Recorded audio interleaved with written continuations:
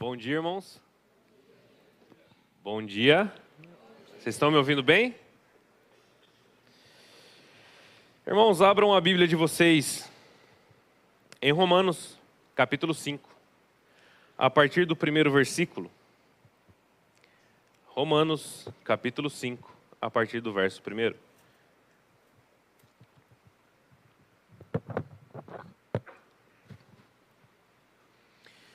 Assim diz a palavra do Senhor.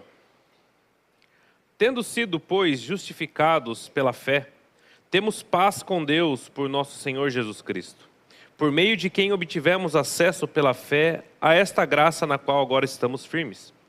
E nos gloriamos na esperança da glória de Deus. Não só isso, mas também nos gloriamos nas tribulações, porque sabemos que a tribulação produz perseverança. A perseverança, um caráter aprovado, e um caráter aprovado, esperança. E a esperança não nos decepciona, porque Deus derramou o seu amor em nossos corações por meio do Espírito Santo que Ele nos concedeu. De fato, no devido tempo, quando ainda éramos fracos, Cristo morreu pelos ímpios. Dificilmente haverá alguém que morra por um justo, embora pelo homem bom talvez alguém tenha coragem de morrer.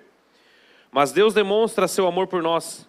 Cristo morreu em nosso favor quando ainda éramos pecadores. Como agora fomos justificados pelo seu sangue, muito mais ainda por meio dele seremos salvos da ira de Deus. Se quando éramos inimigos de Deus, fomos reconciliados com ele mediante a morte de seu filho, quanto mais agora, tendo sido reconciliados, seremos salvos por sua vida. Não apenas isso, mas também nos gloriamos em Deus, por meio de nosso Senhor Jesus Cristo, mediante quem recebemos agora a reconciliação. Oremos. Senhor, muito obrigado, Pai, por esse texto que o Senhor nos trouxe essa manhã. Pai, que o Senhor possa me usar apenas como uma ferramenta, pois é exatamente isso que eu sou, apenas uma ferramenta. Pai, que o Senhor perdoe os meus pecados aqui e me use como um canal para a edificação da Tua igreja. Que tudo que venha a ser dito aqui venha do Teu Santo Espírito e não de mim mesmo, pois eu não tenho nada para oferecer a ninguém. Muito obrigado porque o Senhor nos abençoa, o Senhor tem estado conosco, Pai. Então mantenha os nossos corações e as nossas mentes abertas e ligadas para o que o Senhor vai falar. É isso que eu te peço e te agradeço em nome de Jesus. Amém. Irmãos, vocês, vão ouvir aí todo esse mês pregações sobre o tema Nasce a Esperança. Obviamente esse tema está ligado ao nascimento de Jesus, Nós estamos em dezembro, onde nós comemoramos o Natal e nada mais do que apropriado nós falarmos sobre o nascimento da esperança. Jesus ele nasceu para libertar o seu povo dos seus pecados. Jesus ele foi a esperança prometida pelo Antigo Testamento todo, pois a Bíblia toda promete o Messias de Deus, aquele que viria para resgatar o seu povo, aquele que viria para restaurar o povo de Deus. Então o nascimento do Messias ele de fato traz uma esperança. Só que hoje eu gostaria de chamar a atenção dos irmãos para outra esperança que a esperança trouxe para nós quando esteve na terra. Jesus ele foi a esperança, o Messias de Deus que pisou na terra, foi crucificado, foi ressuscitado, mas agora nós vamos falar um pouco sobre a maior esperança que nós temos. Porque os irmãos podem concordar comigo que se Jesus apenas tivesse nascido e não tivesse morrido e sido ressuscitado, de nada adiantaria para as nossas vidas espirituais. Jesus ele é uma figura histórica. Muitos aí fora não creem em Deus, mas não podem negar a existência de Jesus, porque Jesus ele é uma figura histórica e existem evidências que ele pisou nessa terra. Mas se Jesus apenas tivesse vindo a essa terra e não morrido numa cruz e ressuscitado, de nada adiantaria para as nossas vidas e nós não teríamos a maior esperança de todas. Então esse texto ele fala da maior esperança que nós temos. Para nós contextualizarmos um pouco o que Paulo está dizendo, Paulo escreve essa carta por volta do ano 57 da era cristã. Paulo ele escreve essa carta para os irmãos de Roma para repartir o evangelho e incentivar os irmãos a cooperarem com as suas viagens missionárias e com a sua caminhada, seu ministério. Temos que lembrar que Roma era a maior cidade do mundo naqueles dias, com mais de 1 milhão de habitantes. Além de ser a capital do maior império da época, que dominava muitas e muitas nações. Os cidadãos de Roma tinham privilégios apenas por serem romanos, pois se consideravam um povo poderoso e superior aos outros povos. Um exemplo disso quando Paulo estava preso e ele, como cidadão romano, ele exerce o seu direito de cidadão romano de ir até Roma ser julgado por César. Esse era um direito que apenas os cidadãos romanos tinham. Paulo diz que os irmãos abandonaram a sua fé, os irmãos de Roma abandonaram a sua fé e ignoraram a verdade de Deus. E não apenas ignoraram a verdade de Deus, como também aplaudiam os que faziam as mesmas coisas. Essa carta, Paulo também dá um puxão de orelha nos irmãos de Roma, que haviam virado as costas para Deus e estavam aplaudindo quem faziam tais coisas. Paulo então ele conclui no capítulo 3 de Romanos que todos pecaram e estão destituídos da presença de Deus. Não há nenhum justo, não há nenhum justo sequer. Todos pecaram, todos estão afastados da presença de Deus. Através do pecado, todos os seres humanos têm uma dívida impagável com Deus. E não existe nada que eu e você poderíamos fazer para pagarmos essa dívida. Nada que nós venhamos a fazer nessa terra pode sequer pagar um terço ou uma quantia, mesmo que seja irrisória dessa dívida, porque é uma dívida impagável. Então Paulo ele deixa bem claro que todos pecaram e estão afastados de Deus. Paulo coloca o ser humano como inimigo de Deus e daí nós entramos no nosso texto. Versículo 1 e 2 novamente, acompanhem comigo. Ele diz assim: tendo sido, pois, justificados pela fé, temos paz com Deus, por nosso Senhor Jesus Cristo, por meio de quem obtivemos acesso pela fé a esta graça na qual estamos firmes e nos gloriamos na presença da glória de Deus. Paulo então ele começa fazendo um contraste sobre a vida do cristão e a vida do ímpio, e Paulo diz aqui para nós os benefícios que crer em Cristo nos traz. Além da esperança eterna, além da salvação segura que nós temos em Cristo, nós também temos benefícios espirituais por sermos cristãos. Não estou dizendo de benefícios materiais, aqui ninguém prega a teologia da prosperidade. Estamos dizendo sobre benefícios espirituais, que quando nós cremos em Cristo e recebemos o Espírito Santo de Deus, nós temos como cristãos. Como já dissemos, todos aqui, Paulo diz que todos éramos inimigos de Deus quando vivíamos segundo as paixões dos nossos corações e sujeitos às nossas vontades. Mas aqui nesses versículos, Paulo ele apresenta 4 benefícios que um cristão recebe de Jesus. Paulo ele diz que nós recebemos a justificação, a paz com Deus, o acesso ao Pai e a esperança na glória que nos será revelada. Essa é a maior esperança que nós podemos ter. Não existe nada maior e nada mais supremo que você possa esperar aqui nessa terra do que ser um dia revelada a glória de Deus a você e um dia você herdar o reino de Deus e a coroa celestial. Essa é a maior esperança. Mas eu gostaria de discorrer sobre esses quatro benefícios que esses primeiros 2 versículos nos dizem. Primeiro ele fala sobre justificação. Justificação não é um processo, justificação é um ato. Justificação acontece no momento em que nós nos convertermos a Cristo. Justificação acontece imediatamente. Um grande caso desse que todos lembram era o ladrão na cruz. Aquele rapaz, ele foi aos 45 mais acréscimos do segundo tempo, ele foi justificado por Cristo. A justificação não é um processo, é um ato imediato. Jesus disse: ainda hoje estarás comigo no paraíso. Então isso nós temos quando nós cremos em Deus. Ninguém precisa ser justificado 2 vezes, 3 vezes, 4 vezes. Ninguém aceita Jesus, depois vira as costas e aceita de novo. Não, justificação é um ato único. Porque aquele que experimentou da água que Jesus lhe der, jamais terá sede de novo. Então isso é justificação e nós só temos em Cristo. Jesus ele é o nosso fiador substitutivo na cruz. Ele sendo perfeito, pagou a nossa dívida e sofreu em nosso lugar um sofrimento que era meu e seu. Foi de uma vez por todas, está consumado. Ser justificado, irmãos, para os irmãos entenderem, é nós sermos inocentados no tribunal de Deus. Ser justificados é quando nós chegarmos lá na glória dos céus e quando nós chegarmos de frente do trono branco, como diz Apocalipse, capítulo 21 e 22. É nós sermos inocentados das nossas culpas, não que nós estamos merecendo ser justificados. Ninguém merece ser justificado, mas pela misericórdia e pelo seu grande amor, Ele nos justificou. Ninguém indesculpável perante Deus, porque como Paulo mesmo definiu, todos estavam afastados da presença de Deus, e apenas por Cristo Jesus, nós temos novamente paz com Deus. Que é o segundo ponto que nós vamos falar. Paz com Deus também é um benefício espiritual que nós temos, e paz com Deus é diferente da paz de Deus. Quando os irmãos chegam na igreja, muitos falam ainda, né? A paz de Deus, não é? A paz de Deus. Quem tem esse costume aqui? Eu tenho, às vezes. Né? A paz de Deus é um sentimento que o próprio Deus nos dá, de estarmos em paz. Graças a Deus eu estou em paz. Deus me deu a paz que excede todo entendimento. Paz com Deus não é um sentimento como a paz de Deus. A paz com Deus é um estado.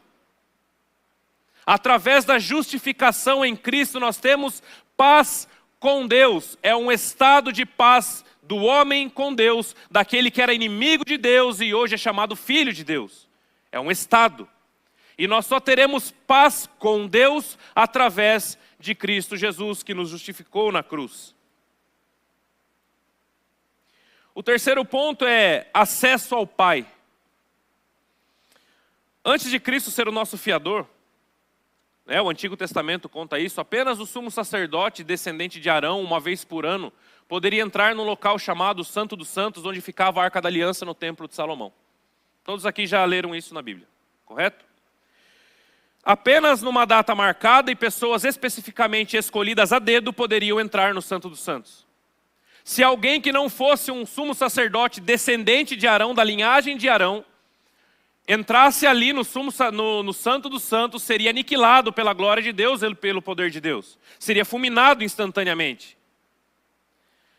Aquele local chamado Santo dos Santos, tinha um espesso véu para que as pessoas não pudessem ver o que acontecia ali dentro e para que a glória de Deus não matasse as pessoas que estavam no pátio principal do templo de Deus. Havia uma cortina, um véu muito espesso, pesadíssimo inclusive.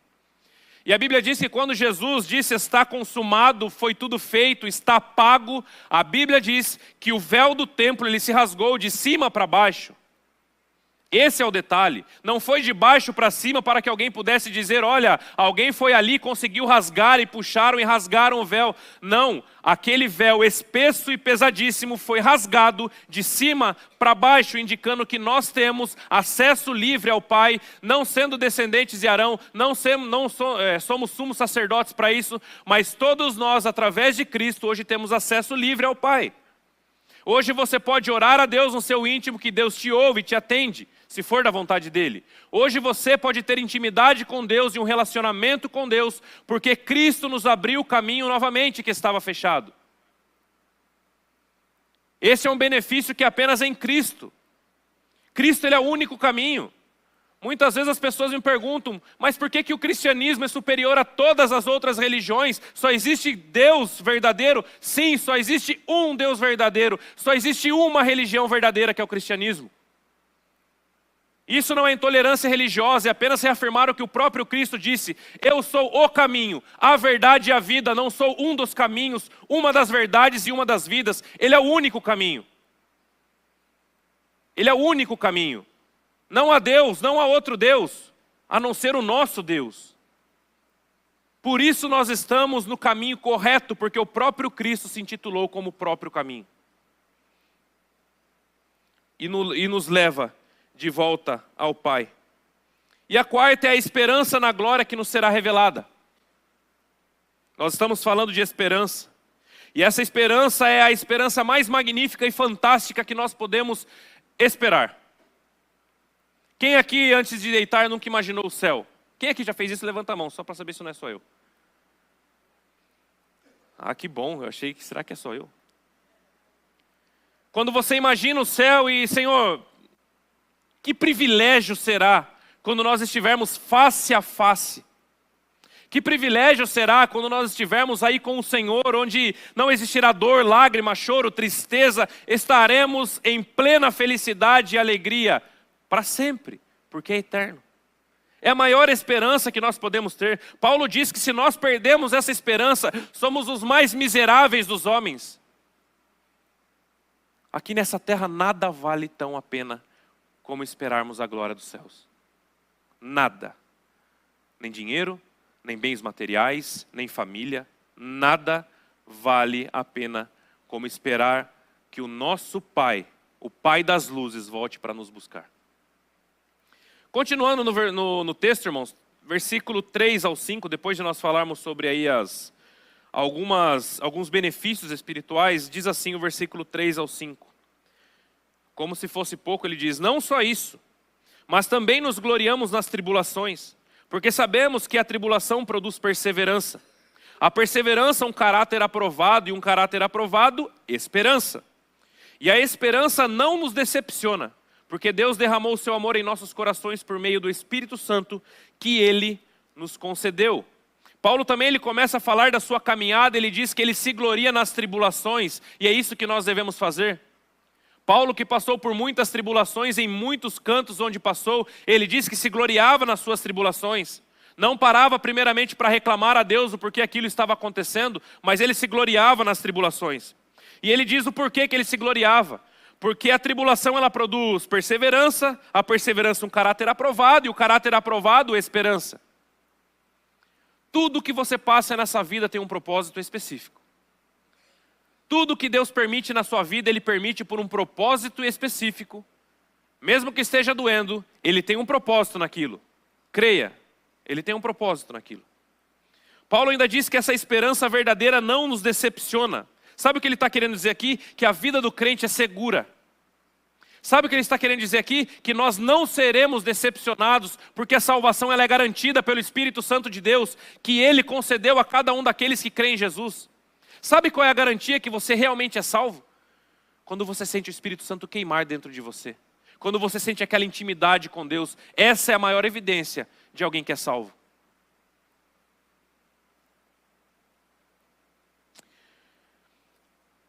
Temos um Deus soberano que mesmo em meio das tribulações que nós passamos, Ele produz em nós amadurecimento. Eu sempre disse para os jovens aí, desses anos aí passados, que amadurecimento não tem nada a ver com idade. Tem muita gente de cabeça branca que é mais imaturo do que alguém que está começando na fé. Porque maturidade cristã não tem nada a ver com idade, tem a ver com você entender que muitas vezes no meio das tribulações, Deus está trabalhando em você para depois trabalhar através de você. Isso é maturidade, entender que nem tudo vai sair do nosso jeito, entender que nem tudo vai acontecer da forma com que nós queremos, e nem por isso Deus não te ama, e nem por isso Deus te deixou de lado, é porque Ele tem um propósito específico em você. Produzir amadurecimento, crescimento, para que você se volte mais para Ele. Tudo tem um propósito nessa vida, tudo.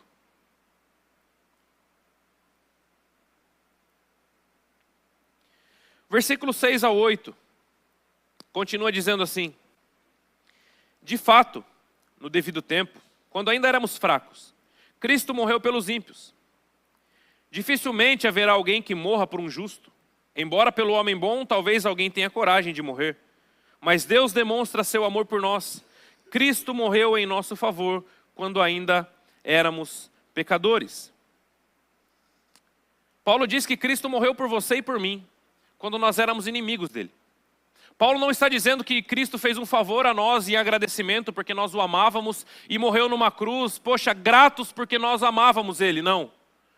Paulo diz que Ele morreu por nós, quando nós éramos inimigos de Deus, quando nós éramos pecadores ou quando nós éramos ímpios. O amor de Deus nos constrange. Alguém aqui já sentiu constrangimento? Senhor, eu não mereço absolutamente nada. O Senhor me amou primeiro. O Senhor me viu primeiro, o Senhor fez tudo isso na minha vida, eu não mereço tanto amor, e é exatamente isso, se sinta constrangido mesmo.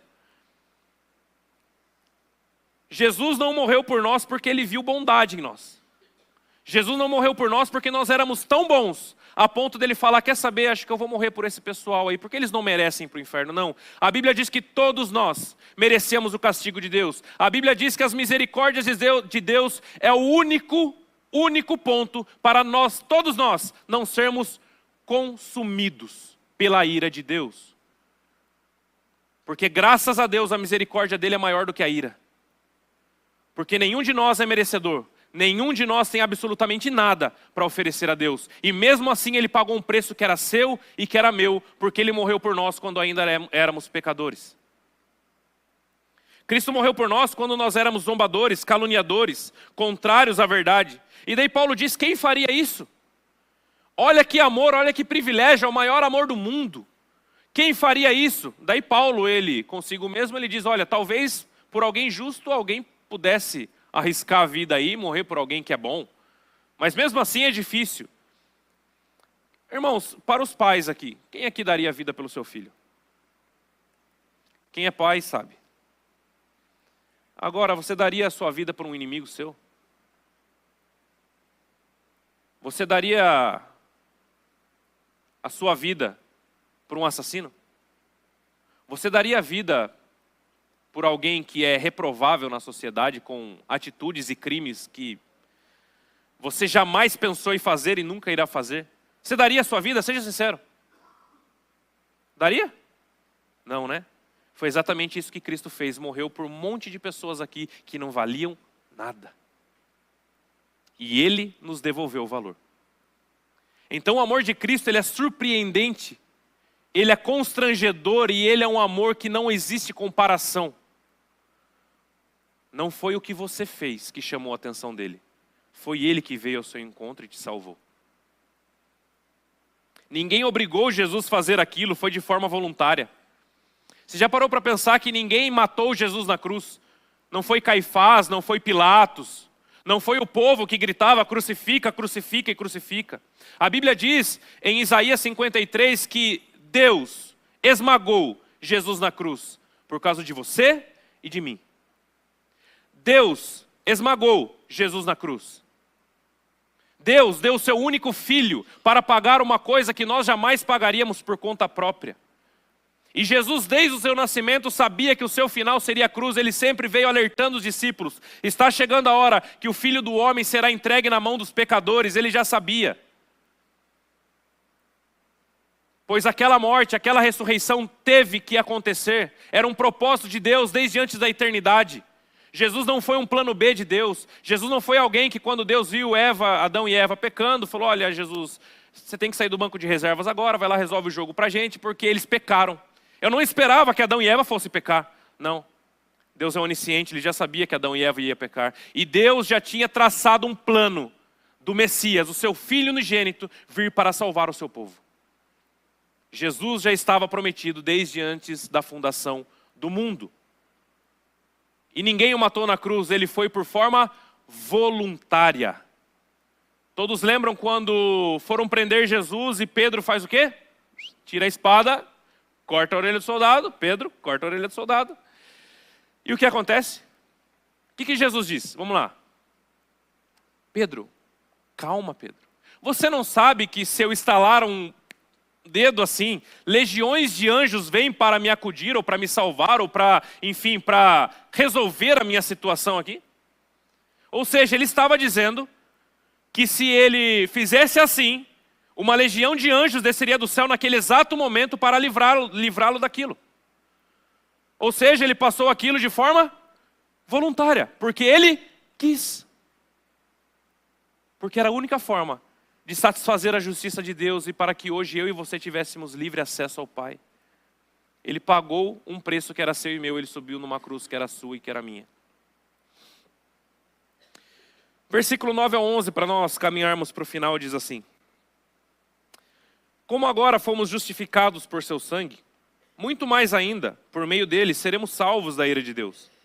Se quando éramos inimigos de Deus, fomos reconciliados com ele mediante a morte do seu Filho, quanto mais agora, tendo sido reconciliados, seremos salvos por sua vida.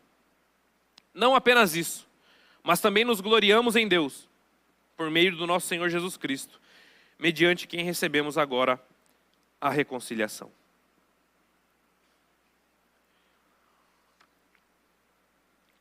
Paulo conclui esse texto dizendo que, através do sangue de Cristo, hoje a ira de Deus não cairá mais sobre a mim e sobre a sua cabeça. Olha que situação incrível. Você tinha uma dívida no banco impagável. Eu já disse isso uma vez aqui, o pessoal até riu. Mas eu não lembro o que eu disse, então acho que o pessoal não vai rir. Você tem uma dívida impagável no banco. Impagável. Não sei, pensa um valor aí que para você é impagável. Para mim é muito menor. Mas pensa aí que você tem um valor impagável. Não tem como você arcar com essa dívida. É muito para você. Nem que você trabalhe a sua vida toda, você pagará algo. E você simplesmente chega lá, o gerente fala: querido, está tudo pago. Foi tudo quitado, não tem mais nada no seu nome aqui. Que negócio da China, não? Quem gostaria de ter essa notícia? É exatamente isso. Nós estamos hoje com a ficha limpa diante de Deus, não porque nós somos merecedores de absolutamente nada. Ninguém é indesculpável perante Deus. Mas porque Jesus Cristo pagou a dívida e hoje a ira de Deus que cairia sobre a nossa cabeça não cairá mais. Não porque você é bonzinho, ou você é bonito demais, mas porque Cristo assim quis. Aqui ele fala da esperança, né? No último ponto, ele fala dessa esperança que nos é garantida. E essa é uma coisa extremamente importante que nós temos que entender. A salvação do cristão ela é garantida, irreversível e eterna. Vamos lá? A salvação do crente ela é garantida, eterna e irreversível. Sabe por quê? Você não conquistou a salvação, foi dado a você. Você não conquistou por esforço próprio, porque se assim fosse, você poderia abrir mão. Poxa, eu conquistei, mas eu não quero mais, então deixa de lado. Não, Ele te deu a salvação. Foi um presente de Deus. Foi um dom de Deus. Ele te deu. E nós estamos seguros na mão de Cristo. Jesus disse que todo aquele que vier a mim, eu jamais o lançarei fora. Estamos seguros na mão de Deus. E quando a Bíblia diz no grego segurança, quando ela está dizendo sobre seguros na mão de Deus, ela diz que nós estamos no meio da palma da mão de Deus. Deus não está segurando cada um de nós assim. Deus está segurando assim, irmão, só para vocês entenderem. Deus está segurando a gente assim. Nada pode nos tirar da mão de Deus. O pastor leu um texto agora aqui. Quem poderá nos separar do amor de Cristo? Será morte? Será nudez? Será o sofrimento? Tristeza? O que será? E Paulo diz, estou certo que nem a morte, nem a vida, nem o sofrimento, nem anjos, nem demônios, nem qualquer coisa poderá me separar do amor de Cristo, de Deus, que está em Cristo Jesus, o nosso Senhor. Você está garantido na glória eterna, não porque você é bom, mas porque assim Deus quis. Porque a sua misericórdia foi maior do que a sua ira. Hoje nós somos reconciliados com Deus e temos uma esperança eterna. Deus está hoje de braços abertos, hoje nós temos amizade com Deus, somos reconciliados e temos paz com Ele. Esse evangelho nós temos que levar para o mundo. É esse evangelho que nós temos que levar para as pessoas que muitas vezes confiam em si próprio, achando que são bons o suficientes. Ninguém é bom o suficiente para coisa alguma. Esse é o evangelho da cruz, um amor que nos constrange. O cristianismo ele é diferente porque mostra Deus vindo buscar o homem. Deus vindo ao encontro do homem. Deus diz que tira o nosso coração de pedra e nos coloca um coração de carne. Esse é o Deus que nós servimos. Paulo diz que não há motivo para a glória, para a vanglória nenhuma. Paulo diz isso. E Paulo, não sei se os irmãos concordam comigo, Paulo ele foi um mega apóstolo. Um extraordinário homem de Deus. Não porque ele era bom, mas porque Deus usou ele de forma extraordinária. E ele diz que ele não tem motivo nenhum para se gloriar de coisa alguma. Daí ele diz, se eu for me gloriar de alguma coisa, sabe do que eu vou me gloriar? Da cruz. Porque não existe glória para nós. É tudo para Deus, porque dele, por ele, para ele são todas as coisas.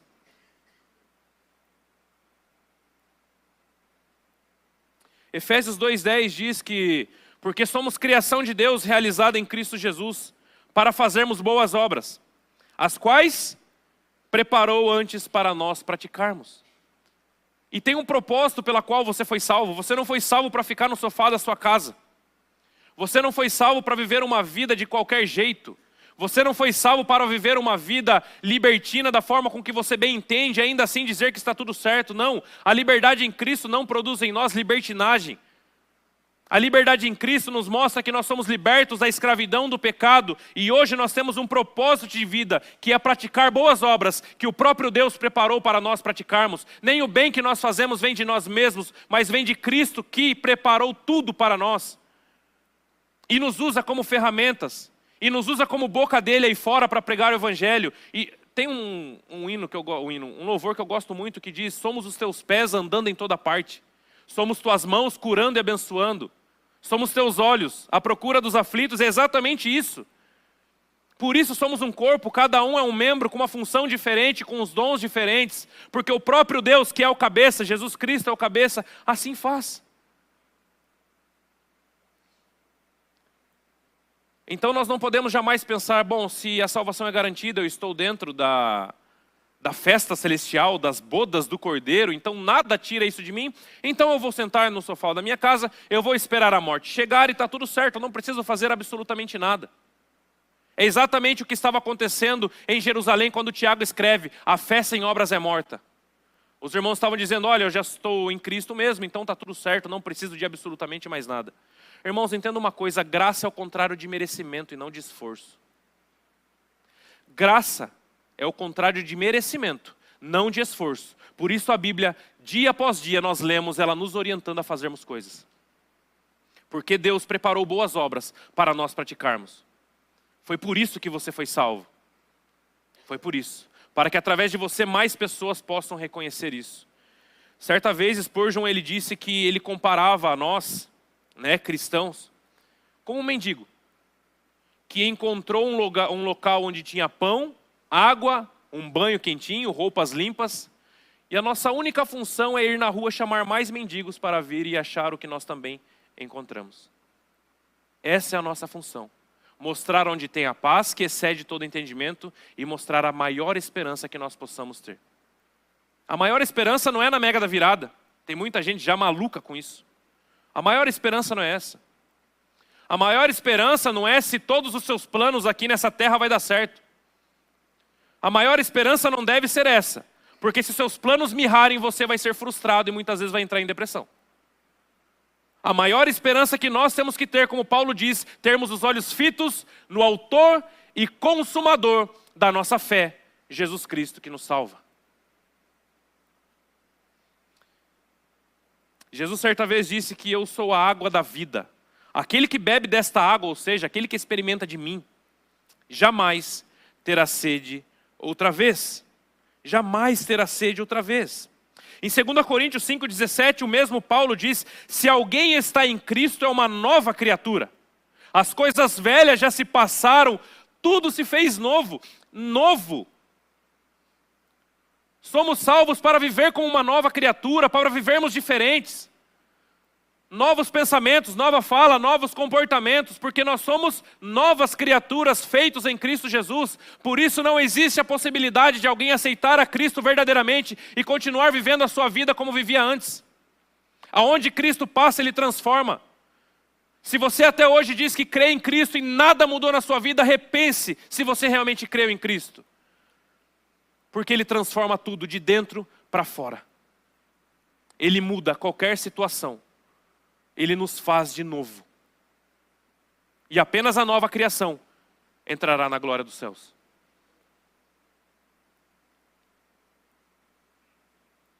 Abaixem suas cabeças.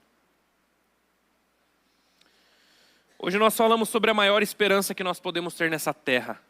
Eu não sei como você está, o que você tem vivido, o que você tem pensado. Mas a maior esperança que nós temos é herdar a coroa celestial. Não existe esperança como essa, não existe esperança que supere isso, porque Cristo morreu no seu lugar para chamar você novamente de filho. Talvez você tenha caminhado longe de Deus, talvez você esteja vivendo uma vida que você sabe que não está de acordo com a palavra de Deus e com a vontade de Deus, mas por algum motivo você não consegue deixar aquilo. Se você entendeu o que nós falamos aqui, você deseja se reconciliar novamente com Deus e você deseja dizer, Senhor, eis-me aqui, estou aqui, uma nova criatura regenerada pelo Senhor, que falha, tropeça como todas as outras, mas me sustenta. Se você quer novamente firmar um compromisso com Deus, apenas levante a sua mão discretamente, nós vamos orar por você. Deus abençoe a sua vida. Amém.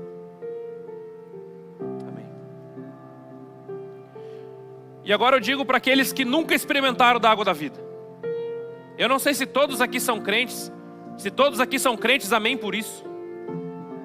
Mas se você ainda não experimentou da água da vida, aquela que você nunca mais vai ter sede de novo, e você nunca experimentou da esperança gloriosa dos céus, e hoje quer fazer isso, levante a sua mão e nós vamos orar por você. Amém.